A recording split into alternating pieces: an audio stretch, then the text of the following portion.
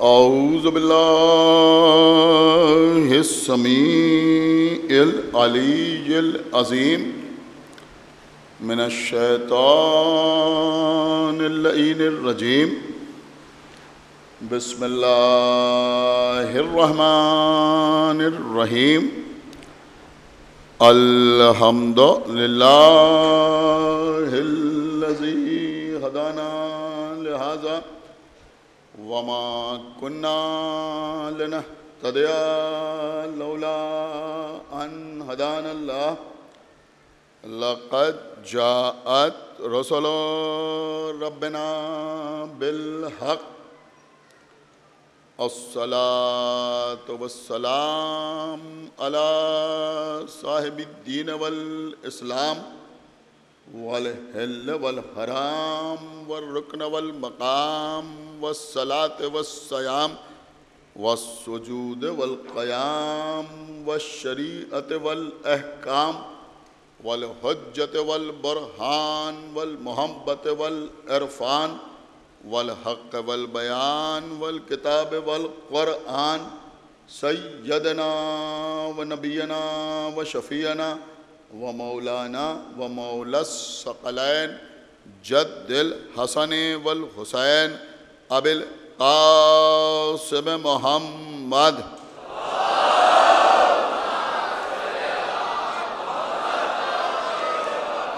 व अला अहल बैतिहि तय्यबीन अत्ताहिरीन अल मासूमीन अल मज़लूमीन अल मुंतखबीन अल मुंतजबीन अल्लज़ीना अज़हबल्लाहु अन्हुमुर रिज्सा व तह्हरहुम तत्हीरा।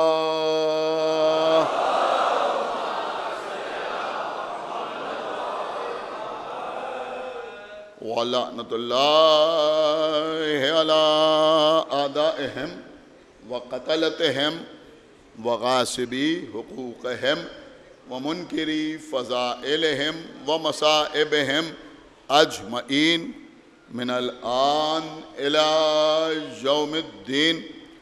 अल्लाहुम्मा अज़्ज़िबहुम अज़ाबन यस्तगीसु मिन्हु अहलुन नार आमीन रब्बल आलमीन। अम्मा बादु फ़क़द क़ालल्लाहु सुब्हानहु तबारका व तआला फ़ी किताबिहिल मजीद व फ़ुरक़ानिहिल हमीद व क़ौलुहुल हक़। बिस्मिल्लाहिर रहमानिर रहीम। यौमा नदउ कुल्ला उनासिम बिइमामिहिम सलवात बर मोहम्मद व आले।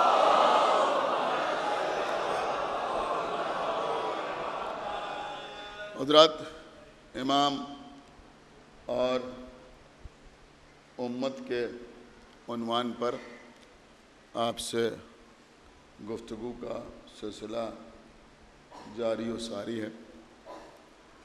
सूरह बनी इसराइल की जिन लफ्ज़ों का सहारा लेते हुए रोज़ाना आपसे गुफ्तगू कर रहा हूँ, इनमें इरशाद अक़दस इलाही हो रहा है कि यौमा यानी रोज़ क़यामत, नदउ पुकारा जाएगा, आवाज़ दी जाएगी, बुलाया जाएगा, कुल्ला उनासिन तमाम के तमाम इंसानों को, बे इमामिहिम उनके उनके इमाम के साथ। अज़ीज़ों मुसलमानों का कोई फ़िरक़ा ऐसा नहीं है जिसने अपनी किताब में अल्लाह के रसूल की इस हदीस को नक़ल न किया हो कि जब दुनिया जुल्म व जौर से भर जाएगी तब तुम्हारा 12वां इमाम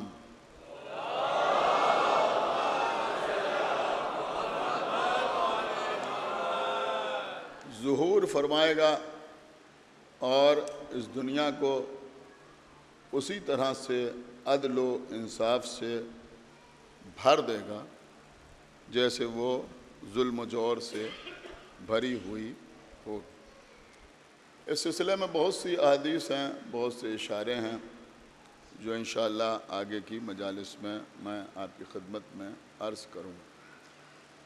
अल्लामा इब्ने अबिल हदीद मुअतज़ली, जिन्होंने नहजुल बलागा की शरह तहरीर फरमाई, शिया नहीं थे, मुअतज़ली थे। उन्होंने भी अपनी किताब में तहरीर किया कि इसमें किसी किस्म का इख्तिलाफ नहीं है कि आखिरी आने वाला जो दुनिया को अदल इंसाफ से भर देगा वो औलाद फ़ातिमा में होगा, बीबी सैयदा का बेटा होगा। उन्होंने कहा इख्तिलाफ हमारे और दूसरों के दरमियान, यानी शिया और गैर शिया के दरमियान ये है कि शिया ये कहते हैं कि हमारे इमाम पैदा हो चुके हैं और पर्दे गैबत में मौजूद हैं, और जो गैर शिया हैं उनका ये कहना है कि वो पैदा होंगे और पैदा होने के बाद वो ज़ुहूर फरमाएंगे। ये फ़र्क है शिया और गैर शिया हज़रात के दरमियान। देखिए अज़ीज़ों, इस वक्त अज़ादारी के सिलसिले में जो हालात हैं उनसे आप और हम बाकायदा वाकिफ़ हैं और हम सब देख रहे हैं। कल जौनपुर में जो हुआ और जिस तरह से आका हुसैन से मंसूब ताज़िये की बेहुरमती की गई, हम सियासी नहीं हैं या हम सियासी शख्सियत नहीं हैं जो हम सिर्फ मज़म्मत करें, बल्कि हम मज़म्मत नहीं करते, हम जालिम पर लानत करते।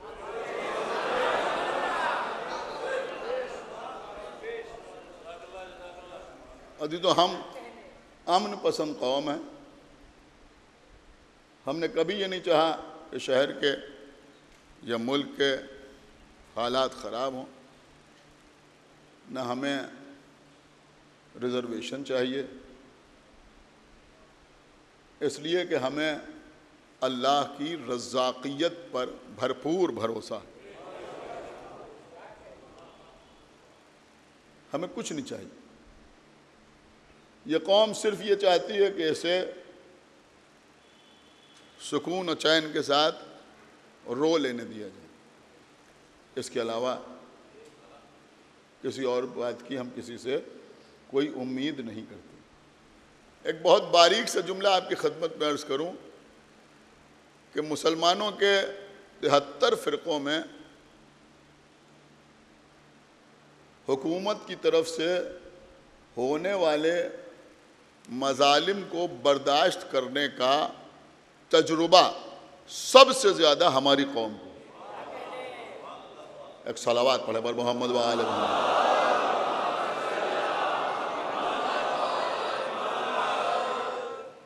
और मैं ये भी आपकी खिदमत में अर्ज़ कर दूं, देखिए अब बहरहाल मैं सोचता हूँ कि मैं खामोश रहूँ इन मामलात में तो ज़्यादा बेहतर है, इसलिए कि हमारा काम है फ़दाइल व मसाइब अहल बैत मिंबर से बयान करना। लेकिन मैं इस वक्त वाज़ेह तौर पर आपकी खिदमत में यह अर्ज़ करूँ कि हमारी कौम का सरपरस्त कोई नेता नहीं, बहुत गौर से सुनिए जो मैं अर्ज़ कर रहा हूँ। हम किसी, अब ये जुमला अगर आपने समझ लिया तो शायद आप खामोश न हैं कि हम किसी क्रिमिनल के सहारे ज़िंदा नहीं।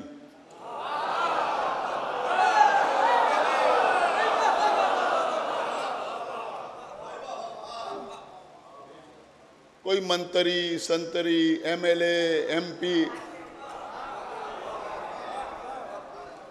किसी पार्टी में ओहदेदार अपनी औकात से बाहर ना आए।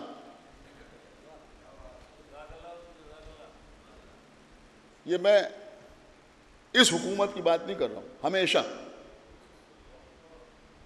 समझ रहे हैं आप। इससे पहले जो हुकूमतें रहीं उनमें जो लोग रहे उनसे भी कभी कौम ने ज़्यादा उम्मीद नहीं की, समझ रहे हैं आप, और न कभी कोई काम आया। ये अज़ादारी कभी किसी एमएलए की वजह से बाकी नहीं रही, किसी एमपी की मरहून मिन्नत नहीं रही, किसी नेता की तरफ अज़ादारों ने उम्मीद के साथ नहीं देखा। अरे भैया, ये कौम हुकूमतों की वजह से जिंदा नहीं है। जमींदारियां खत्म हो गई, अज़ादारी बाकी।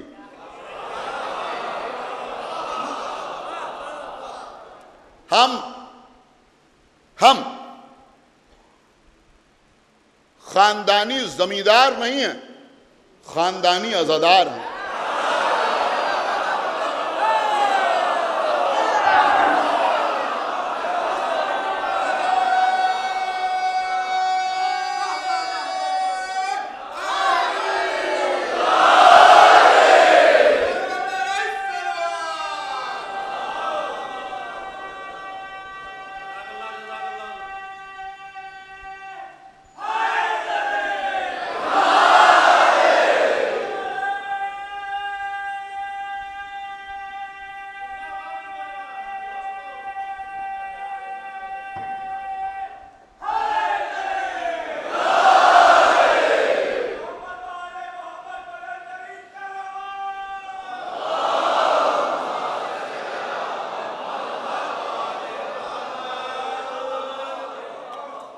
एक जुमला अर्ज कर रहा हूं और अपने बच्चों के लिए अर्ज कर रहा हूं, मेरी बात को समझना।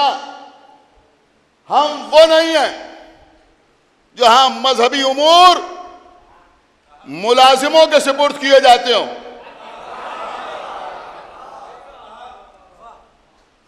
हम उन गोदों में पल के बड़े हुए हैं जो अज़ादारों की जूतियां सीधी करना अपना फख्र समझते हैं।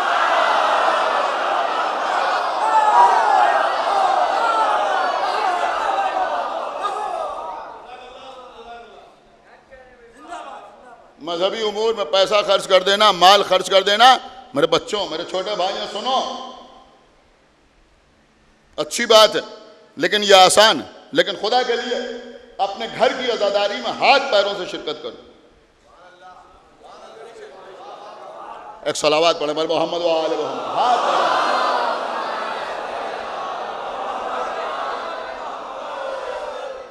तुम्हारे घर का मुलाजिम फर्श अज़ा ना बिछाए, खुद बिछाओ। तबर्रुक खुद तक़सीम करो, कोशिश करो कि तुम्हारे हाथ पैर अज़ा इमाम हुसैन की खिदमत में मसरूफ रहे। समझ रहे हैं आप? बहुत तवज्जो आप हज़रात। और मैं ये भी आपकी खिदमत में अर्ज कर दूं कि ये बेवारिस कौम नहीं। इनफरादी तौर पर हमारे बाप मर गए, हम यतीम हो गए, किसी के वालिद का इंतकाल हो गया, वो यतीम हो गया। लेकिन अल्हम्दुलिल्लाह ये कौम यतीम कौम नहीं। हमारी कौम कभी यतीम नहीं होती। देखिए, एक मैसेज है जो मैं आपकी खिदमत में अर्ज कर रहा हूं, हमारी कौम कभी यतीम नहीं होती। हैदराबाद के बुजुर्ग शायर जनाब शमशाम अली गौहर ने क्या खूबसूरत 4 मिसरे फरमाए। वो फरमाते हैं, वजूद हक से यह सारा निजाम कायम है। वजूद हक से, सुनिएगा, वजूद हक से यह सारा निजाम कायम है। उसी के फैज से यह इंतजाम कायम है। सुन रहा है मजमा या नहीं सुन रहा है? वजूद हक से यह सारा निजाम कायम है, उसी के फैज से ये इंतजाम कायम है। वो और होंगे यतीमाने मजहब व मिल्लत, हमारे सर पे हमारा इमाम।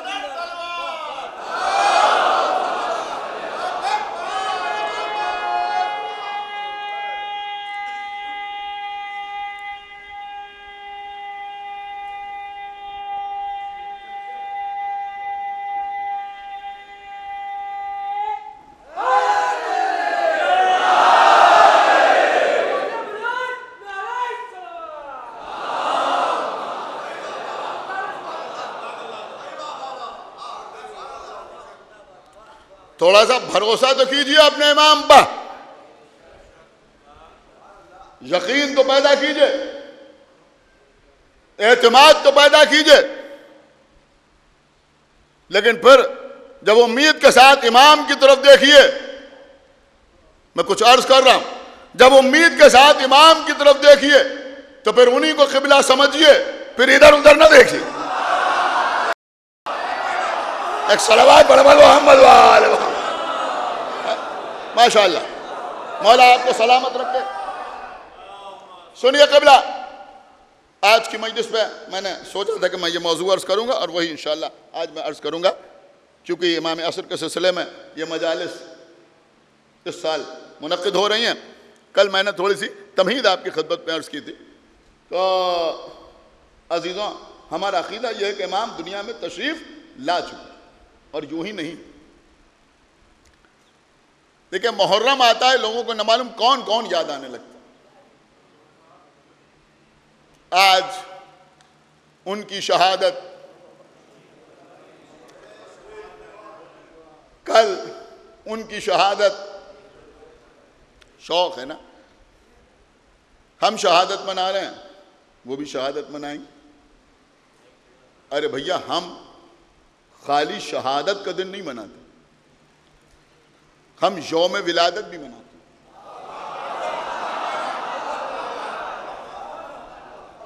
हमने कब रोका?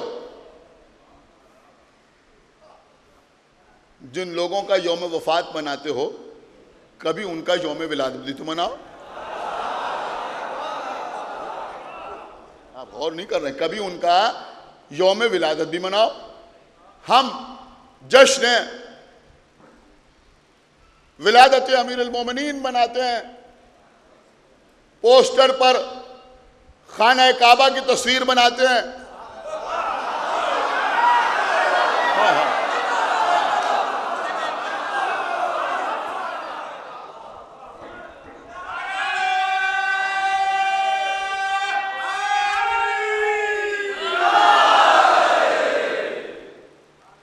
हम खाना काबा की तस्वीर बनाते हैं।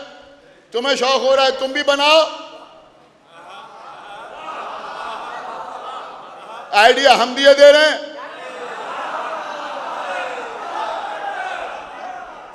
किसी तो पोस्टर बनवाओ, बुद्ध कदे की तस्वीर बनवाओ।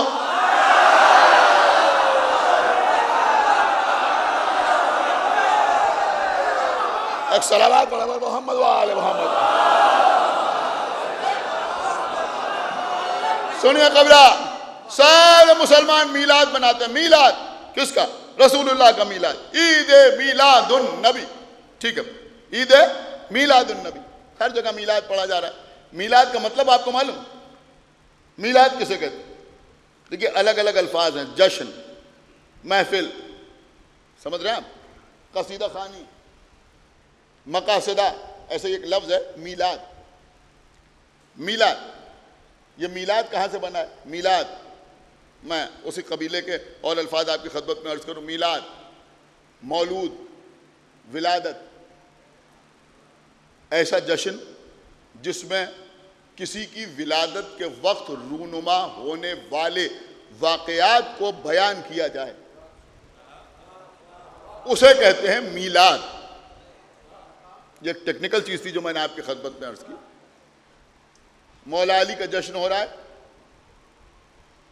अगर मीलाद है, तो ठीक है, उसमें खैबर भी बयान हो, खंदक भी बयान हो, लेकिन मीलाद का मतलब यह है कि फातिमा बिनते असद का काबे तक आना बयान हो, काबे की दीवार का शक होना बयान हो, बीबी का उस पर जाना बयान हो, मौला अली की आमद बयान हो। यानी मौला कायनात की दुनिया में आते वक्त जो फदाइल सामने आए उनको बयान करना, यह कहलाता है मीलाद। अब मुसलमान रसूलुल्लाह का मीलाद पढ़ते हैं। क्या होता है मीलाद में? का जब वक्त विलादत था तो जनाब हव्वा आई, बेशक आई। जनाब आमिना के हुजरे में जनाब सारा आई, बेशक आई। जनाब मरियम आई, बेशक आई। जनाब हाजरा आई, बेशक आई। हुजरे में चिराग चल रहा था, विलादत से पहले गुल हो गया, बेशक गुल हो गया। नूर फैल गया। देखिए, आप मेरी तरफ मुतवज्जो रहें, नूर फैल गया। पैगंबर दुनिया में आए तो सजदे में सर रखा, बेशक सजदे में सर रखा। फरिश्तों का नुज़ूल हुआ, बेशक फरिश्तों का नुज़ूल हुआ। इसे कहते हैं मीलाद, इसे कहते हैं मीलाद। हम तमाम मुसलमानों से ये पूछना चाहते हैं कि ये बताओ कि सबसे पहले ये मीलाद पढ़ा किसने? सबसे पहले ये मीलाद पढ़ा किसने? नहीं, एक सवाल और कर लूं, सबसे पहले ये मीलाद पढ़ा किसने और सबसे पहले ये मीलाद सुना किसने? किसने पढ़ा और किसने सुना? कि जब जनाब आमिना के घर पैगंबर तशरीफ लाए तो उस वक्त हुजरे में सिवाय फातिमा बिनती असद के कोई और बीबी नहीं थी। क्या सुन रहा है ये मजमा? जनाब आमिना के साथ जनाब फातिमा बिनती असद मौला अली की मां मौजूद थी। उन्होंने ये मनाजिर देखे, ये सब कुछ उन्होंने बताया, लेकिन उस हुजरे से उठी और सबसे पहले जनाब अबू तालिब के पास आई। सुन रहे हैं आप? और आने के बाद जनाब अबू तालिब से ये सारे हालात बयान किए। इसका मतलब ये हुआ कि सबसे पहला मीलाद फातिमा बिनते असद ने पढ़ा, अबू तालिब ने सुना। सलावत पढ़ा पर मोहम्मद व आले मोहम्मद। फातिमा बिनते असद ने पढ़ा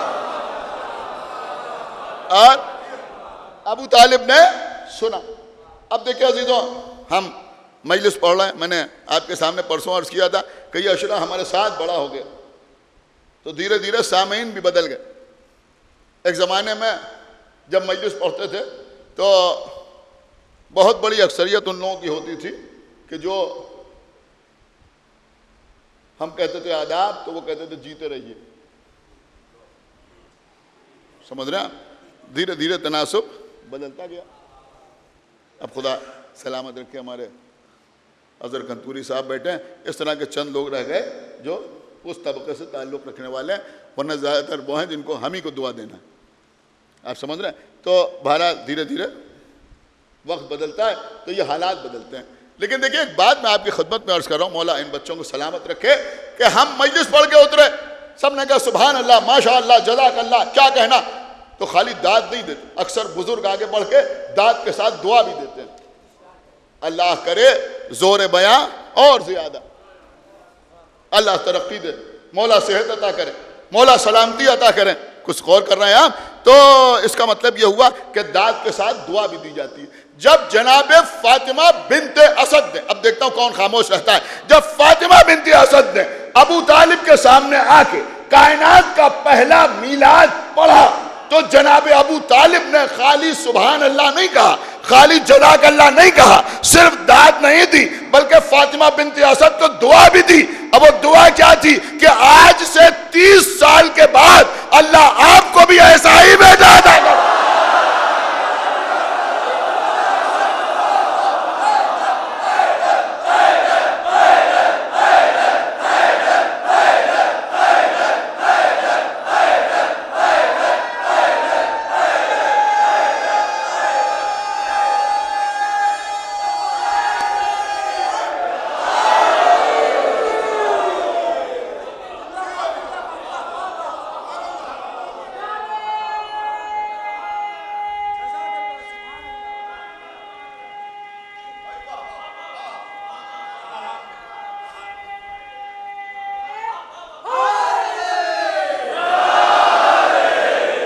कसम खुदा के अजीजों, ये सरकार बाबुल मुराद से मंसूब ऐवान है, या उनकी तरफ से भी बहुत कुछ अता होता है, ये मैं जानता हूँ। बहुत सी चीज़ें ऐसी होती है मेंबर पर आने से पहले जहन में नहीं होती, लेकिन यहाँ उनकी तरफ से अता होती है। अब उन्हीं की तरफ से अता किया हुआ एक जुमला मैं पेश कर रहा हूँ, आपको इख्तियार है जैसे चाहे सुने, कसम खुदा की इससे पहले जहन में भी नहीं था, लेकिन उन्हीं की तरफ से अता किया हुआ फ़कत एक जुमला है जो आपके हदिया समात कर रहा हूँ कि फातिमा बिनते असद ने मीलाद पढ़ा, अबू तालिब ने दुआ दी, आज से 30 साल के बाद अल्लाह आपको भी ऐसा ही बेटा अता करेगा। इसका मतलब यह हुआ कि 17 रबीउल अव्वल के मीलाद में 13 रजब के मीलाद का ऐलान हो गया।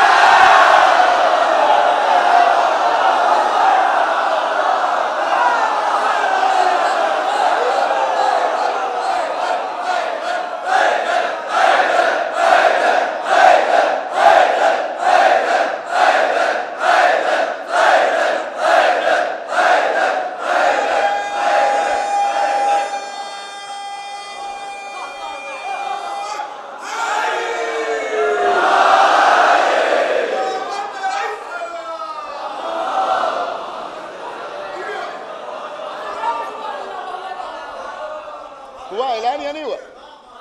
देखिए, मैंने आपको ये सब यूं ही नहीं सुनाया, ये मैंने आपको सिर्फ और सिर्फ इसलिए सुनाया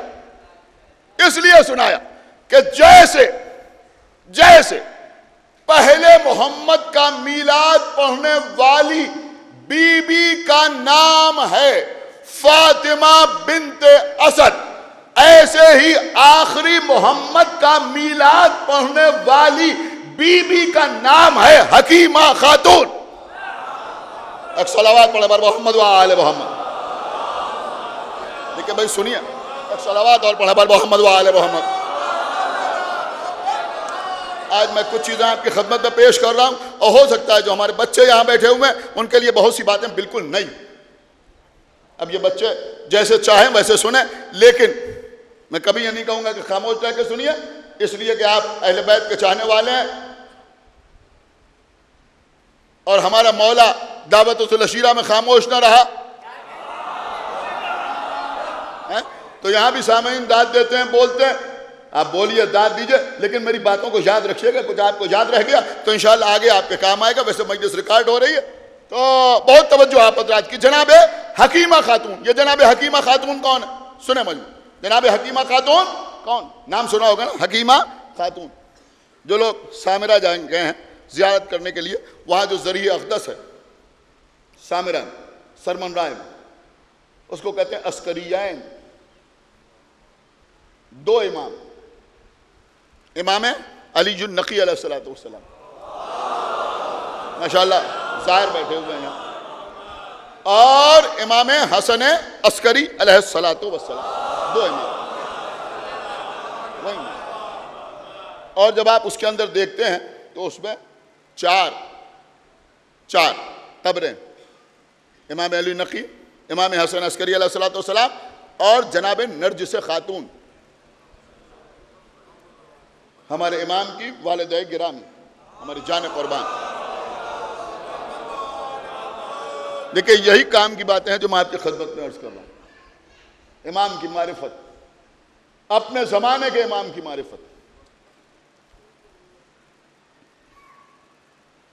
नरजिस खातून, और चौथी कब्र है जनाब हकीमा खातून।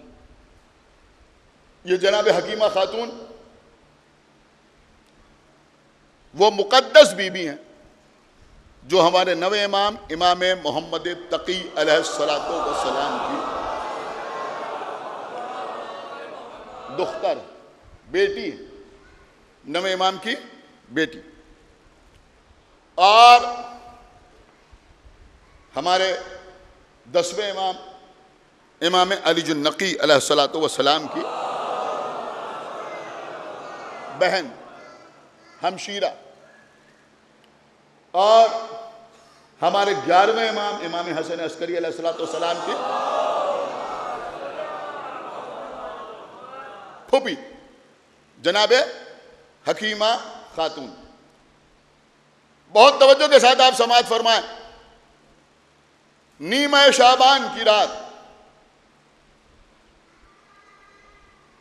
हमारे 11वें इमाम इमाम हसन अस्करी अलैहिस्सलातु वस्सलाम। लेकिन देखिए, एक बात मैं कहूंगा जरूर, मैंने किसी दिन पहले भी आपकी खिदमत में यह बात अर्ज की थी कि इमाम के लिए, मासूम के लिए विलादत का लफ्ज़ इस्तेमाल करना न हराम है, न नाजायज़ है, न गलत है। समझ रहे हैं? इसलिए कि अगर ये लफ्ज़ इस्तेमाल ना करें तो फिर मौला अली को मौलूद काबा कैसे कहें? समझ रहे हैं? जनाब अबू तालिब वालिद, फातिमा बिन्ते असद मौला अली की वालिदा, अगर विलादत ही नहीं तो फिर वालिद कैसे, वालिदा कैसे?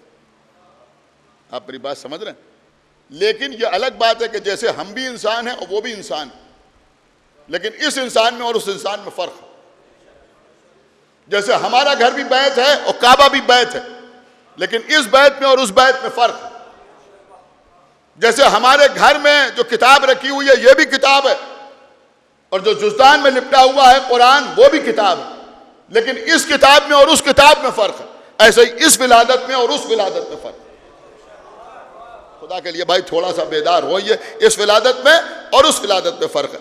लेकिन इसके साथ साथ मैं अर्ज करूंगा कि अगर कोई और लफ्ज भी कोई फर्त मोहब्बत में या बवजह मारिफत अहले बैत के लिए इस्तेमाल करे तो कोई उसके हाथ में सर्टिफिकेट देने की कोशिश ना करे, कोई स्टिकर लगाने की कोशिश ना करे। थोड़ा सा अक्ल इस्तेमाल करो, थोड़ा सा अक्ल इस्तेमाल करो। अहले बैत का मसला है, जरा फराख दिल बनो, समझ रहे हैं आप, बेवकूफ़ी के मुजाहरे ना करो। एक बार एक साहब ने पूछा कि 15 शाबान को, देखिए बड़ा टेक्निकल सवाल किया, कब 15 शाबान को इमाम की विलादत होगी या ज़ुहूर होगा? हमने कहा है इमाम की विलादत होगी या ज़ुहूर होगा। उन्होंने सोचा बहुत मुश्किल सवाल कर रहे हैं। हमने कहा भैया हमसे ना पूछो, इमाम हसन अस्करी से पूछो, उन्होंने जनाब हकीमा खातून से क्या कहा। एक सलावात पढ़ा बर मोहम्मद वाले मोहम्मद। सुन रहा है मनवा या नहीं सुन रहा है? हमसे ना पूछो, इमाम हसन अस्करी से पूछो, उन्होंने अपनी फूफी से क्या कहा। कोई किताब ले आओ, कोई किताब ले आओ जिसमें यह वाकया तहरीर हो और पढ़ के हमें बताओ कि 11वें इमाम ने अपनी फूफी से क्या कहा। सुनेगा ये मजमा, जिसके दिल में अपने इमाम की मोहब्बत है इंशाअल्लाह खामोश नहीं रहेगा। इमाम हसन अस्करी ने अपनी फूफी से कहा, फूफी आज अल्लाह नरजिस के बदन से अपनी हुज्जत को जाहिर करेगा। सल्लल्लाहु अलैहि वसल्लम।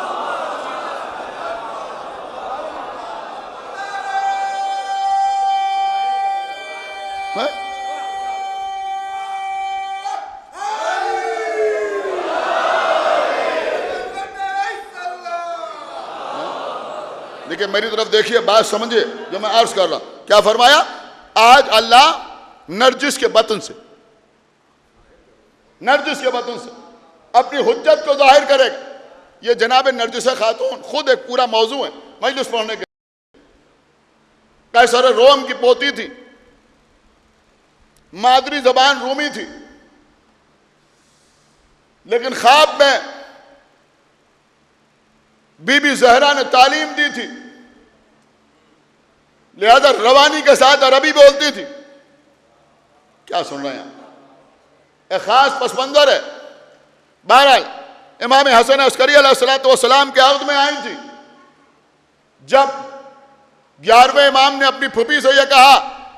अब सुनो ये मजमा, मैं समझता हूँ शायद मैं बुजुर्गों की बात नहीं करता, लेकिन शायद मेरे सामने बैठे हुए अक्सर लोगों ने यह बात इससे पहले न सुनी हो जो मैं आपकी खिदमत में अर्ज कर रहा हूँ। शेख सदूक अलैहि रहमा लिखते हैं कि जनाब हकीमा खातून जनाब नरजिस खातून के पास पहुंची और जनाब हकीमा खातून ने जनाब नरजिस खातून को सैयदा कहकर मुखातिब किया।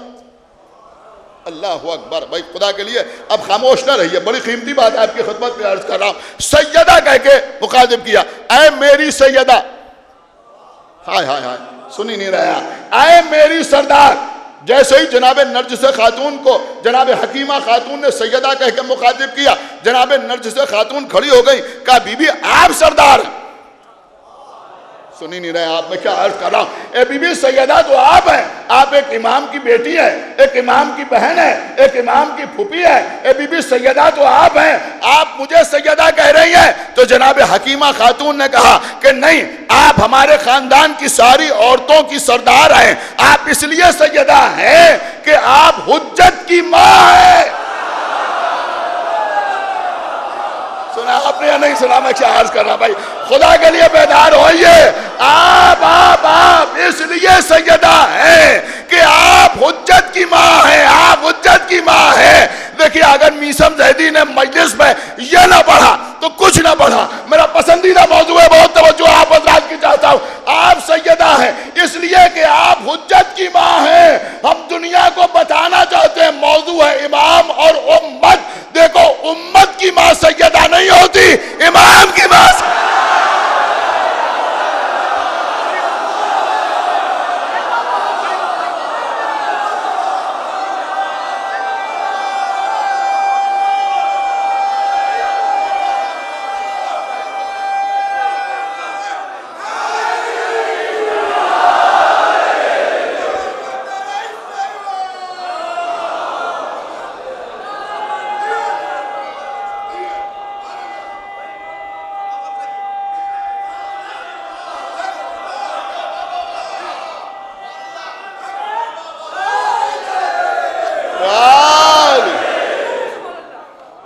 एक सलावत और पढ़े मोहम्मद व आले मोहम्मद।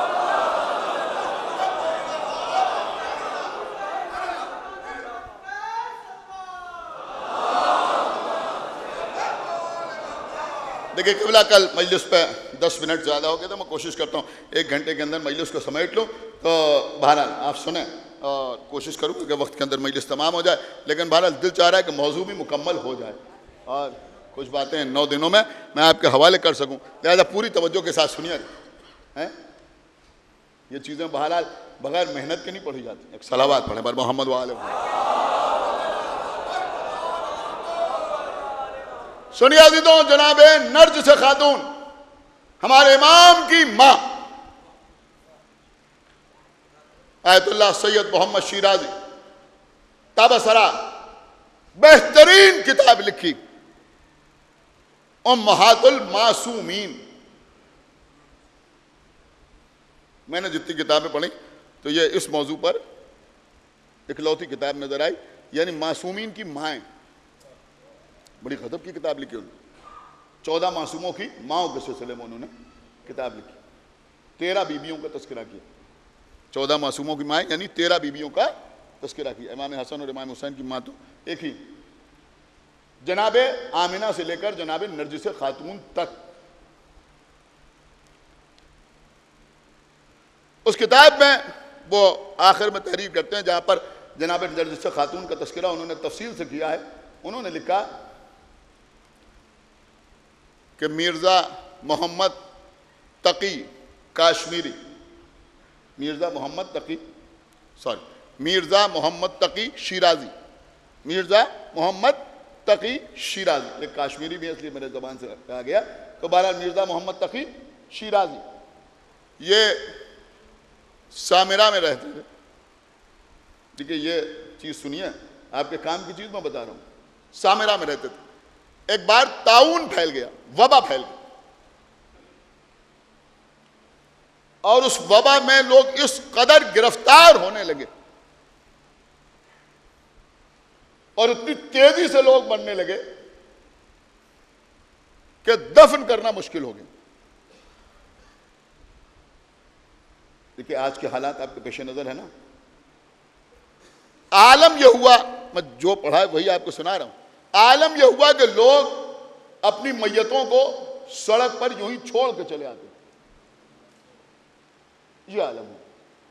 इस कसरत से लोग मरने लगे। तो उस वक्त जो शिया उलमा थे उनका एक जलसा हुआ इस सिलसिले में और तमाम लोग वहां जमा हुए। तो ये मिर्ज़ा मोहम्मद तकी शिराजी ये कहते हैं मैं भी उस जलसे में पहुंचा, वहां तमाम अकाबिर उलमा जमा थे, बुजुर्ग उलमा सब जमा थे और गौर व फिक्र कर रहे थे कि इस वबा के आलम में क्या किया जाए। तो उनमें एक जो सबसे बुजुर्ग आलिम थे जिनका सब एहतराम करते थे, ताज़ीम करते थे, तकरीम करते थे, ये मिर्ज़ा मोहम्मद तकी काश्मीरी की जो सवाने हयात है उसमें ये वाक़या बिल्कुल ऐसे ही मौजूद है जो मैं आपको सुना रहा। तो जो बुजुर्ग आलिम थे उन्होंने कहा कि जब हुक्म नाफिज हो चुका है तो क्या वो सुनाया ना जाए। तो सब ने कहा बिस्मिल्लाह सुनाइए। तो उन्होंने कोई ख्वाब देखा था और उस ख्वाब में मासूम से मुलाकात हुई थी। उसकी बुनियाद पर उन्होंने उलमा से कहा कि आप तमाम हजरात जाकर तमाम शिया हजरात तक ये पैगाम पहुंचा दें कि आज से 10 दिन तक मुसलसल यानी रोजाना जियारत आशूरा पढ़ें। सुनिए कि आपके काम की बात है, जियारत आशूरा पढ़ें और जियारत आशूरा पढ़ने के बाद उसका सवाब हदिया करें जनाबे नरजिस खातून को। अल्लाहु अकबर। आप गौर कर रहे हैं या नहीं गौर कर रहे हैं? जनाबे नरजिस खातून को यानी अपने इमाम आखिर की माँ की खिदमत में, और फिर अल्लाह से इन बीबी के वसीले से दुआ करें कि वो इस वबा को खत्म कर दे। एक सलावत पढ़े मोहम्मद वाले मोहम्मद। और उसके बाद लोगों ने इसके ऊपर अमल किया और 10 दिन मुकम्मल ना होने पाए थे कि वो वबा खत्म। ये वाकया सैयद मोहम्मद शिराजी ने अपनी किताब में तहरीर फरमाया। तो यह है जनाब नरगिस खातून। बहरहाल ये एक पैगाम था जो आप तक पहुंचाना ज़रूरी था, लिहाजा मैंने आपकी खिदमत में पेश कर दिया।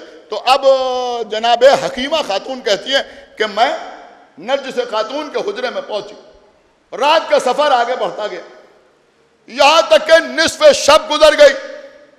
ये कहती है जब निस्फ शब गुजर गई तो मैंने नरगिस खातून की तरफ देखा तो मुझे कोई आसार नज़र नहीं आया। ये कहती है मैंने भी नमाज शब अदा की और उन्होंने भी सलातुल लैल की अदायगी का फरीज़ा अंजाम दिया। ये कहती है मुझे कोई आसार नज़र नहीं आ रहे। वक्त और आगे बढ़ता गया। नरगिस खातून कहती है मैं बराबर, हकीमा खातून कहती है मैं बराबर नज़र रखे हुए थी नरगिस खातून पर, लेकिन वहाँ कोई आसार नज़र नहीं आ रहे थे। एक मरतबा इनके दिल में ख्याल आया कि मेरे भतीजे ने कहा है कि अल्लाह आज की रात अपनी हुज्जत को जाहिर करेगा, लेकिन रात तो इतनी गुजर गई। अल्लाह जाने आप सुन भी रहे या नहीं सुन रहे, रात तो इतनी गुजर गई और अभी तक हुज्जत जाहिर नहीं हुई। कहती है सिर्फ मेरे दिल में ख्याल आया था कि हुजरे के बाहर से इमाम हसन अस्करी अलैहिस्सलाम की आवाज आई कि फुफी दिल में शक न लाइए, आज ही की रात अल्लाह अपनी हुज्जत का जाहिर करेगा। क्या सुना आपने भाई, खुदा के लिए बेदार होइए, आज ही की रात अल्लाह अपनी हुज्जत को जाहिर करेगा। मैं समझता हूं कि जनाब हकीमा खातून तो एक मासूम की बेटी थी, एक मासूम की बहन थी, एक मासूम की फूफी थी, उनके दिल में शक आने का क्या सवाल है। ये शायद इमाम का जुमला हमारे लिए था, देखो अगर ज़ुहूर में देर हो तो दिल में शक ना लेगा।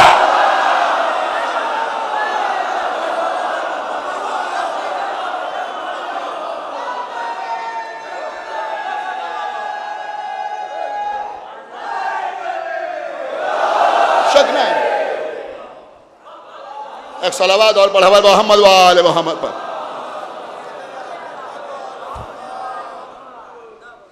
जनाब हकीमा खातून कहती है कि रात का सफर और आगे बढ़ता गया, यहां तक के अज़ान सुबह से कुछ पहले। अब ये कहती है मेरी निगाहें नरगिस खातून पर थी। बीबी हकीमा बयान करती है कि एक मरतबा मैंने देखा कि नरगिस खातून कहीं नजर नहीं आ रही। मैंने देखा कि नरगिस खातून कहीं नजर नहीं आ रही। मैंने और गौर से देखा, एक मरतबा मैंने देखा कि एक नूर की चादर, सुन रहे हैं आप या नहीं सुना भाई, खुदा के लिए बेदार हो। ये कहती है मैंने देखा कि एक नूर की चादर है। अब नूर ही नूर नजर आ रहा है, नरगिस कहीं नजर नहीं आ रही है।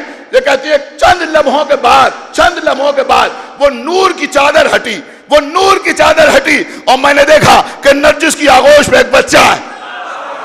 अल्लाह अकबर। वो नूर की चादर, खुदा के लिए बेदार होइए, वो नूर की चादर हटी। मैंने देखा कि नरगिस की आगोश में बच्चा है। फिर मैंने देखा कि नरगिस खातून ने उस बच्चे को जमीन पर रखा। जैसे ही वो बच्चा जमीन पे आया, बच्चे ने अपने दोनों हाथ जमीन पर रखे।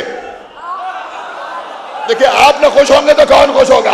बच्चे ने दोनों हाथ जमीन पर रखे, सजदा खालिक में सर रखा, सजदा खालिक में सर रखा। पूरी तवज्जो आप आजाद की चाहता हूँ। सजदा खालिक में सर रखा और उसके बाद सर आसमान की तरफ उठाया। अब देखता हूँ कौन खामोश रहता। जो पढ़ रहा मीसमदी पूरी जिम्मेदारी के साथ पढ़ रहा है। अल्लामा मजलिसी ने बिहार अल-अंवार में लिखा, शेख सदूक ने कमालुद्दीन में तहरीर फरमाया कि बच्चे ने आसमान की तरफ देखा और आसमान की तरफ देखने के बाद उंगली उठाई, ये कलमा शहादत बुलंद की और उंगली उठा के कहा अशहदु अन ला इलाहा इल्लल्लाह वहदहु ला शरीका ला। और उसके बाद कहा व अन्ना जद्दी मुहम्मदन रसूलुल्लाह व अन्ना अबी अलीयन अमीर अल मोमिनीन।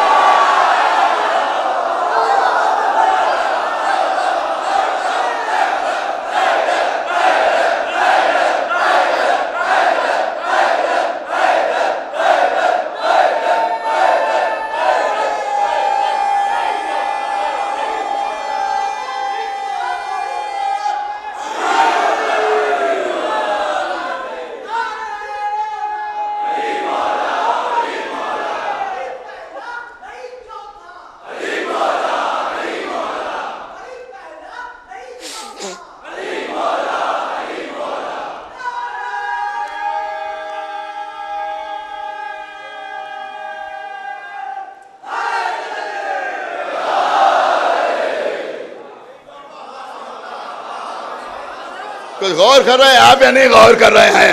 आपके इमाम ने उंगली उठाई, अशहदु अन ला इलाहा इल्लल्लाहु वहदहु ला शरीक लह, मैं गवाही देता हूं कि अल्लाह के अलावा कोई और लायक इबादत नहीं है, वो वहदहु ला शरीक है, और मेरे जद मोहम्मद अल्लाह के रसूल है, और मेरे बाबा अली अमीरुल मोमिनीन है।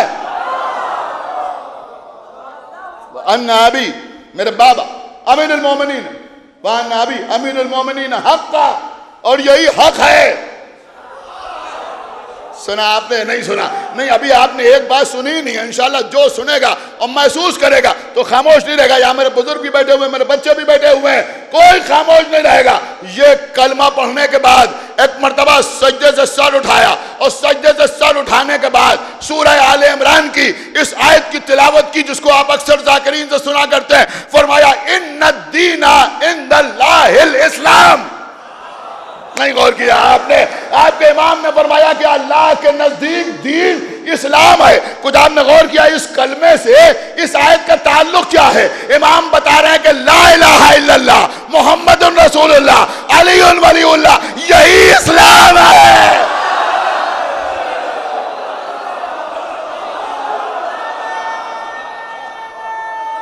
इसी का नाम इस्लाम है।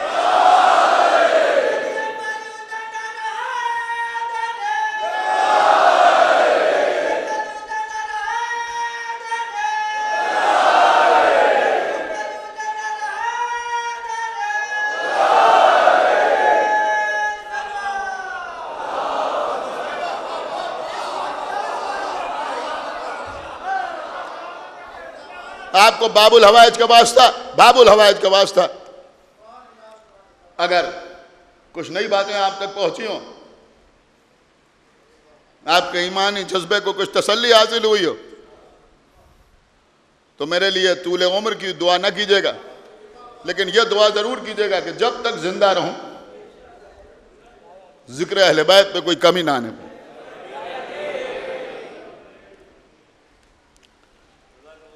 सुनिए अज़ीज़ों, खत्म कर दूं, एक सलावात पढ़ मोहम्मद भाई, एक दो बातें और, फिर इंशाल्लाह कल आपकी खिदमत में अर्ज़ करूंगा। इस सिलसिले में बहुत कुछ आपको सुनाना है, आपकी खिदमत में अर्ज़ करना है। जनाब हकीमा खातून कहती हैं कि उस वक्त बाहर से इमाम हसन अस्करी की आवाज़ आई, पपी मेरे वारिस को, मेरे जानशीन को, मेरे बेटे को मेरे पास लाइए। ये कहती है मैंने बच्चे को आगोश में लिया, लेकर, देखिए अब सुनिएगा, मैंने अपने बच्चे को आगोश में लिया, मैं लेके बाहर आई, इमाम हसन अस्करी इंतजार कर रहे थे। मैंने बच्चे को बाप की गोद में दिया, मैंने बच्चे को बाप की गोद में दिया।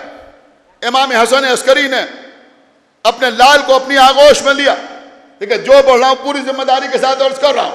और उसके बाद अपने करीब किया, थोड़ा सा सर झुकाया, फिर अपनी जबान अपने बेटे के दहन में दी। हाय हाय हाय हाय, सुन रहे हैं आप? मैं क्या अर्ज कर रहा हूं? देखिए अजीजों, सारे हालात वही है ना, मैं कुछ अर्ज कर रहा हूं। अरे भैया यहां मीलाद को मीलाद से मिलाइए तो है? इमाम हसन के फदाइल, इमाम हुसैन के फदाइल, मौला अली के कमालात सब सुनते रहते हैं ना। कि अपनी जबान उस बच्चे के दहन में दी। बच्चे की पहली ग़िज़ा बाबा का लुआब दहन बना। अब उसके बाद जब इमाम ने अपनी जबान बाहर निकाली तो जो गोद में इमाम था, सुन रहे हैं आप, जो गोद में इमाम का, बाबा इजाजत है, कहा बेटा इजाजत है? कुछ याद आया आपको या नहीं याद आया? बाबा इजाजत है, कहा इजाजत है? जैसे आगोश रसूल में अली कुरान पढ़ रहे थे, वैसे ही हमारे इमाम जब इमाम हसन अस्करी की आगोश में आए तो सूरह क़सस की तिलावत फरमाई। एक सलावत पढ़े मोहम्मद व आले मोहम्मद, सूरह क़सस की तिलावत फरमाई। और जब खुद सूरह क़सस की तिलावत फरमा चुके, जनाब हकीमा खातून सामने खड़ी हुई हैं, जनाब हकीमा खातून सामने खड़ी हुई हैं। और उसके बाद का फुपी जरा मेरे बच्चे के बाजू को गौर से देखिए, गौर से देखिए, इस पर क्या लिखा है। जनाब हकीमा खातून कहती है मैंने आगे बढ़ के बच्चे के बाजू को देखा तो देखा उस पर लिखा हुआ था ज़हक़ल, आप जाल हक व ज़हक़ल बातिला इन्नल बातिला काना ज़हूक़ा, यानी हक आ गया और बातिल फना हो गया। सलावत पढ़े मोहम्मद व आले मोहम्मद। जाल हक। ये भी सूरह बनी इसराइल की आयत है। जाल हक व ज़हक़ल बातिला इन्नल बातिला काना ज़हूक़ा। जनाब हकीमा खातून ने आगे बढ़ के बच्चे के बाजुओं पर बोसा दिया और उसके बाद इमाम हसन अस्करी ने फरमाया कि अब मेरे बेटे को इसकी माँ के पास ले जाइए ताकि ये अपनी माँ को सलाम करे। अल्लाहु अकबर। ये जाके अपनी माँ को सलाम करे। जनाब हकीमा खातून बच्चे को लेकर जनाब नरगिस खातून के पास आए। इमाम ने अपनी वालिदा को सलाम किया। 12 बहुत ही इख्तिसार के साथ मैंने आपकी खिदमत में अर्ज किया है। बहुत कुछ मैंने तर्क कर दिया, समझ रहे हैं आप।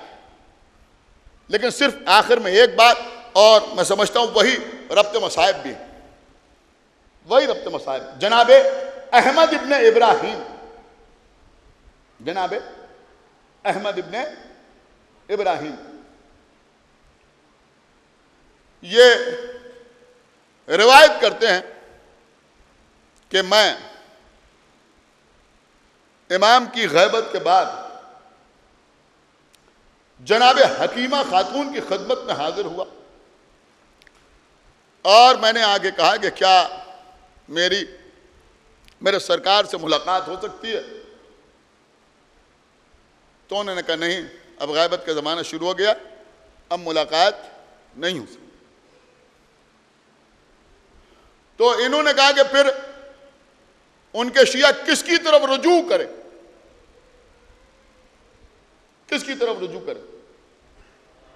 तो जनाब हकीमा खातून ने फरमाया कि इमाम हसन अस्करी अलैहिस्सलातु वस्सलाम यानी मेरा भतीजा, वो ये हुक्म दे के गए हैं कि मेरे शिया मसाइल में मेरी माँ की तरफ रुजू करें,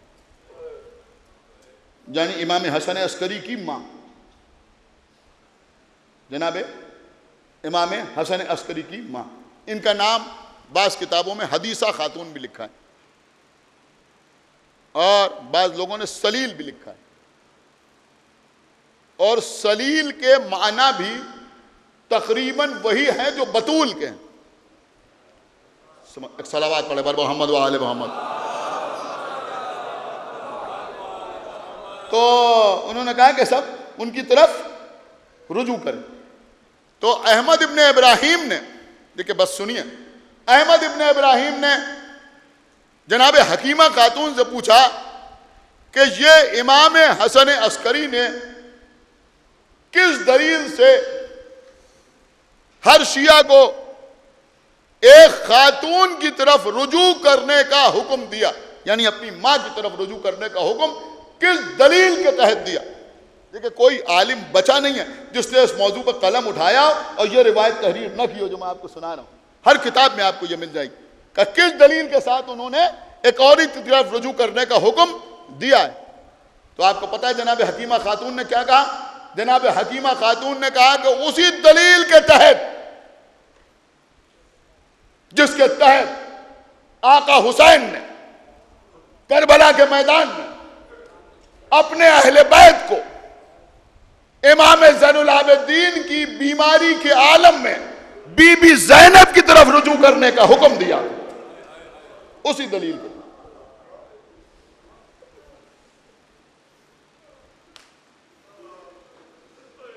कौन ज़ैनब?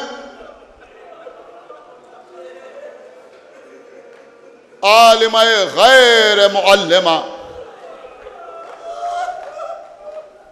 तो आज 4 मुहर्रम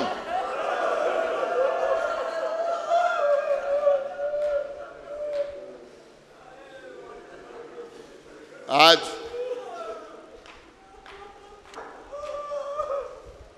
इस सज़ाखाने में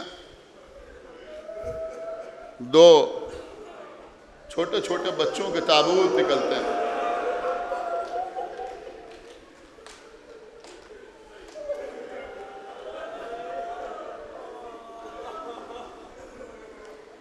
हाँ अजीज़ों, बेशक उमस भरी गर्मी,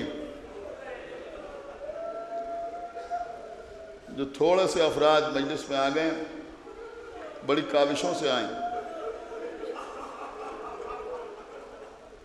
मुझे इस बात का मुकम्मल एहसास है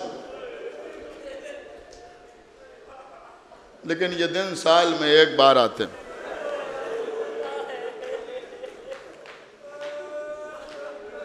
साल भर किसी मजलिस में हम मसाइब इतनी तफसील से नहीं पढ़ते।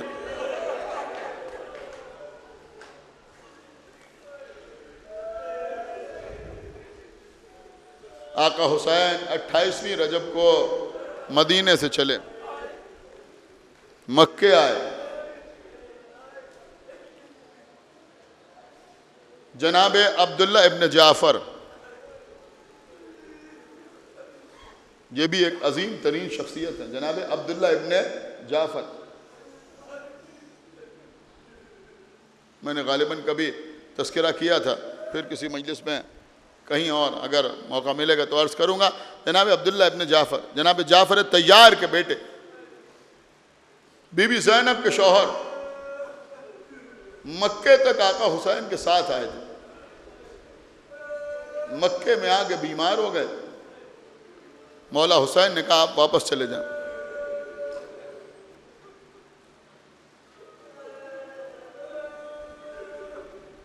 कहा आपको छोड़ के कैसे वापस चले जाएं? हमारा हुक्म है आप वापस चले जाएं। हुक्म इमाम था। वापस हुए, गुलामों के सहारे से वापस मदीने की तरफ चले। आका हुसैन मक्के से आगे बढ़े। किसी ने आगे कहा आका हुसैन जरा काफिले को रोकिए, ठहराइए। कहा क्या बात है? अब्दुल्ला इब्न जाफ़र वापस आ रहे हैं।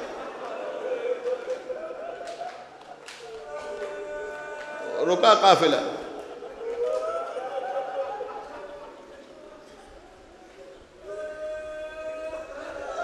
आए अब्दुल्ला इब्न जाफ़र। आने के बाद आका हुसैन से कहते हैं मेरे मौला, मेरे आका, अगर आप इजाज़त दें तो मैं अपनी ज़ौजा आपकी हमशीरा से कुछ गुफ्तगू कर लूं। का बिस्मिल्लाह बिस्मिल्लाह। अब्दुल्ला इब्न जाफ़र शहजादी ज़ैनब की हमारी के करीब आए। आने के बाद कुछ नहीं कहा, सिर्फ इतना कहा ए सैयदा की बेटी, आप पर हमारा सलाम।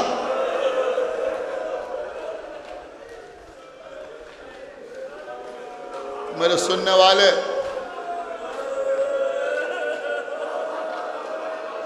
चाहे सामने बैठे हों या जो YouTube पर सुन रहे हैं, किसी चैनल पर मजलिस को सुन रहे हैं, रोने में कमी ना करें।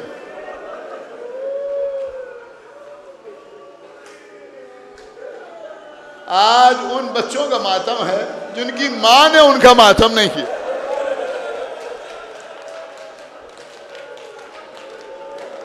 बीबी ने जवाब सलाम दिया और उसके बाद कहा कि आए मेरे वाली, मेरा अल्लाह गवाह है कि मैं जब से आपके अक़्द में आई,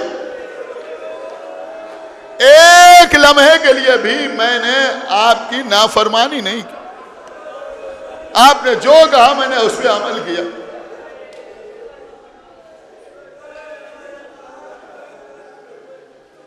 आज भी आप जो हुक्म देंगे मैं उस पर अमल करूंगी, लेकिन जिंदगी भर की इताअत के सिले में ये अली की बेटी आपसे गुजारिश करती है कि कोई भी हुक्म दीजिएगा मगर भैया के साथ जाने से रोकिएगा नहीं।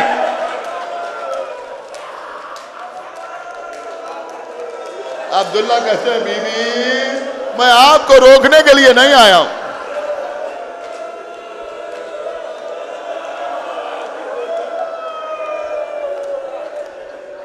ए बीबी मैं आपको रोकने के लिए नहीं आया हूं।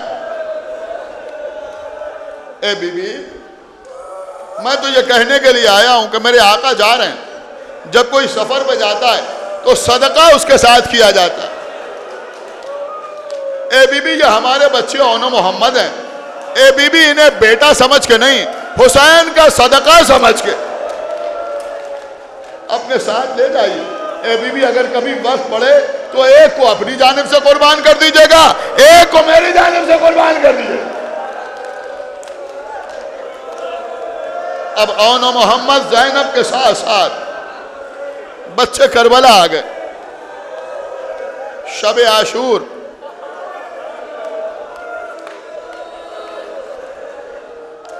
उम्मे लैला अली अकबर की जुल्फों में कंघी कर रही,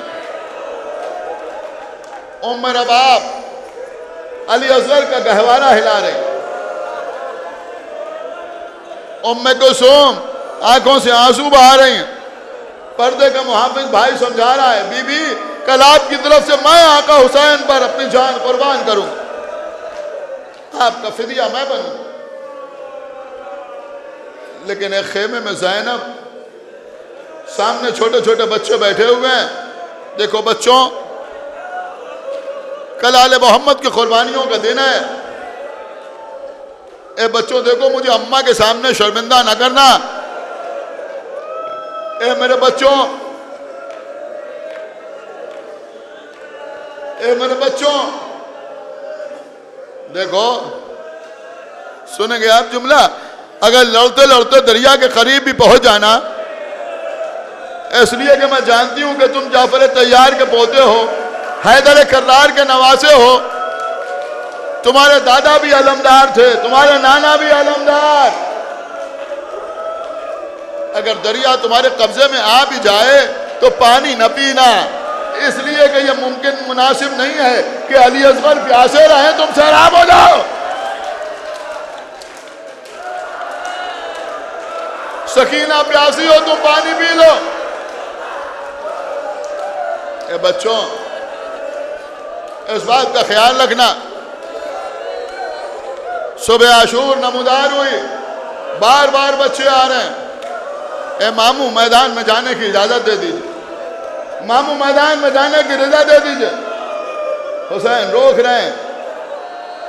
बच्चे मायूस होके खेमे में आए, सर झुका के बैठ गए। कुछ देर के बाद वहां आए, और मोहम्मद का इंतजार कर रहे हो, अब्बास मारे जाए तब मैदान में जाओगे, अकबर का जनाजा आ जाए तब मैदान में जाओगे। बच्चों ने छोटे छोटे हाथ जोड़े, अम्मा क्या करें, मामू इजाजत ही नहीं देते। आओ बच्चों मेरे साथ आओ। दोनों बच्चों को लेके आई, भैया हुसैन मेरे फिदियों को कबूल कर लो।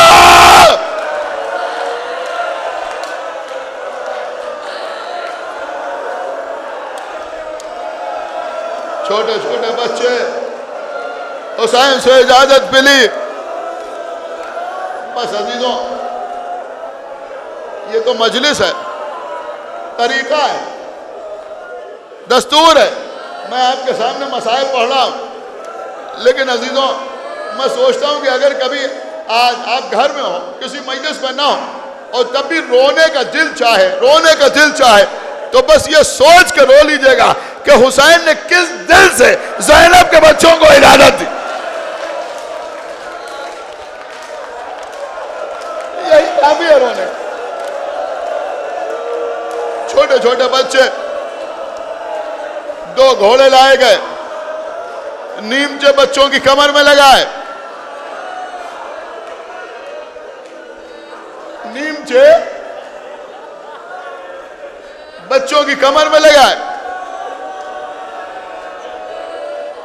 और उनको हुसैन ने गोद में उठाया, घोड़े पर सवार किया।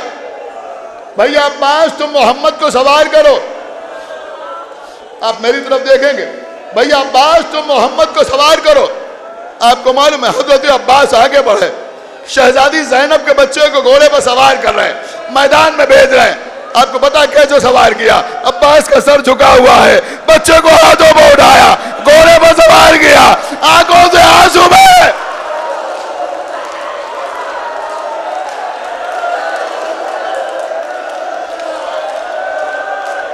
अल्लाहु अकबर।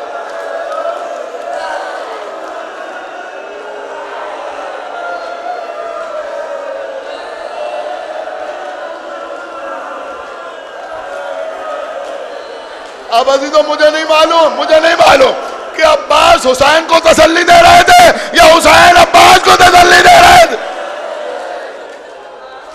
और मोहम्मद मैदान में आए और रजस पढ़ना शुरू किया।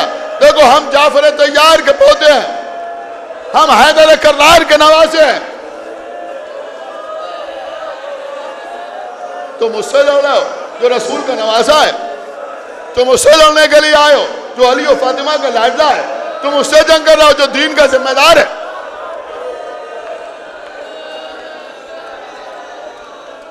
बच्चों की जंग शुरू हुई, किसी ने पुकार के कहा कि ये बनी हाशिम के शेर हैं, एक एक करके इनसे लड़ोगे तो ये सबको काट के फेंक देंगे, एक साथ मिलकर हमला करो। अब अजीजों मैमना, मैसरा, कल्ब लश्कर, नैदा बरदार, शमशीर बरदार, कमादार, सब ने मिलकर एक साथ हमला किया। छोटे छोटे बच्चों पर सारा लश्कर टूट पड़ा। बच्चों ने भी तलवारें निकाली, जिधर निकल जाते थे उधर लाशों के अंबार लग जाते थे। अब अजीजों एक नाका बच्चों के दरमियान से दौड़ाया गया और मोहम्मद से दूर होते चले गए। बच्चों के दरमियान फासला बढ़ता गया।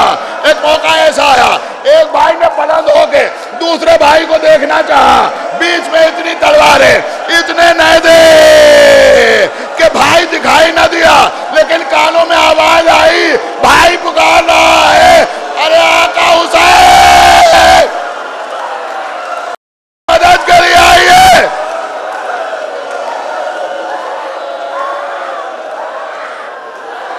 दूसरे भाई पर भी वार हुआ और भी जमीन की तरफ आए। उधर हुसैन चले, हुसैन के साथ कासिम, अब्बास, अली अकबर। बस पहले सवाम हो रही है, बच्चों के लाशें उठाए, बच्चों के लाशें उठाए, बच्चों के लाशें उठाए।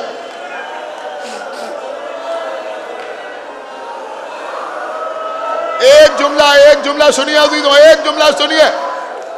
एक रिवायत में मैंने देखा, जब हुसैन बच्चों के करीब पहुंचे तो एक भाई में थोड़ी सी जान बाकी थी, थोड़ी सी जान बाकी थी।